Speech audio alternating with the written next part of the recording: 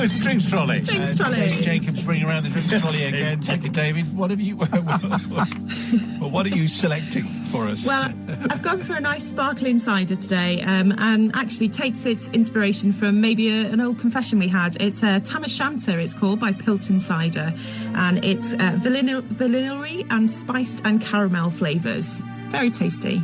All right. Yeah. 4.5%, not too strong. Okay. All right, thank you very much. That's from our drinks trolley selection.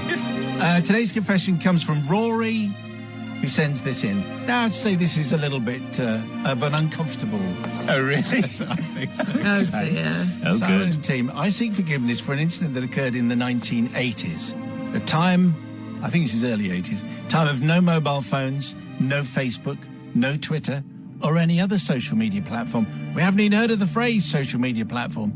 In fact, back in the 1980s, not everyone had a telephone in their house even. Also, it was a time when smoking was commonplace in public buildings and pubs.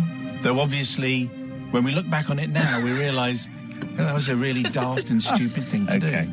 Pubs closed at 10:30. Some had an extension to 11 o'clock Friday and Saturday nights.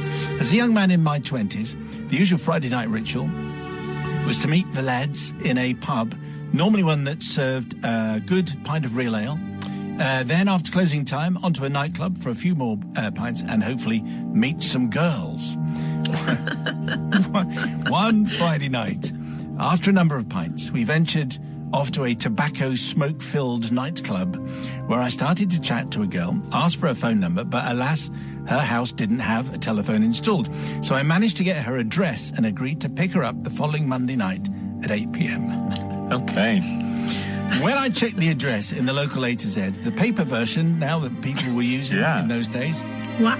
I found she lived on a housing estate that, shall we say, had a bit of a reputation. It was the rough end of town. It was the wrong side of the tracks. It caused concern. But as she didn't have a telephone, we couldn't make alternative arrangements. And also, Father Simon, she was a fabulous woman, extremely smart and quite stunning. So at the appointed hour, I picked the young lady up. You can't judge someone by where they live, now can you? No. This would be entirely wrong. I've met many rotters who live in so-called nice houses. So I was being open-minded and tolerant and thoroughly modern. Yeah, you were. I hope you're impressed. Well, yeah. I drove to a pub. I knew that would be less busy than the more popular ones to allow for a decent conversation and less tobacco smoke. I got both. There's a lot of smoking. There is. I got both of us a drink and sat down in a corner hoping I'd met the woman of my dreams. She looked stunning. My heart was beating fast. She was dressed elegantly. She smelt amazing. We discussed international politics and the latest news from worlds of fashion and politics. Wow. We agreed on so much, Father Simon. This was going really well. And then she asked politely if I minded if she smoked, which wasn't a problem, really. Smoking was commonplace in those days. She'd probably have an elegant menthol ciggy or something, or maybe a cigarette holder. She reached into her handbag, pulled out a tobacco pouch. Oh, okay, she smokes roll-ups. Well, let's see how this goes. And then the pouch was followed by a pipe.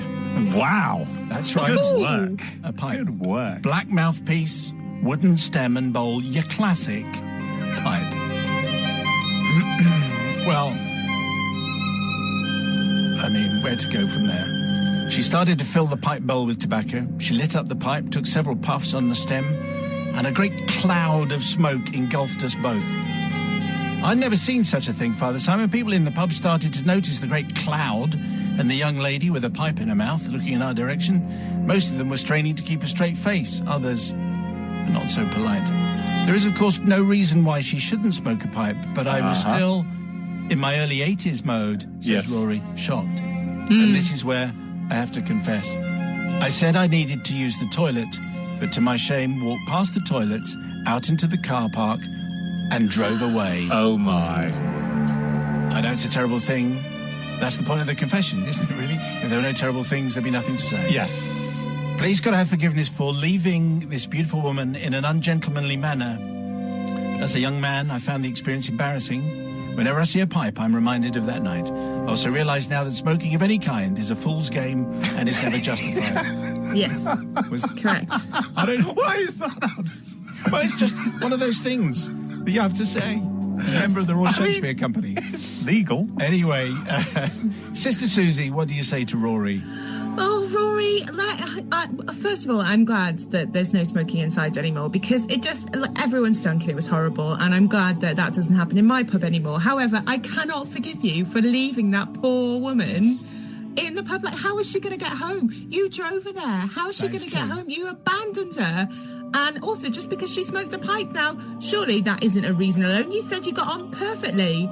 She could have been the woman of your dreams, and you just left her there. No forgiveness With from us and me. Bruno. It's the only pipe I can. Yeah, no. Yeah.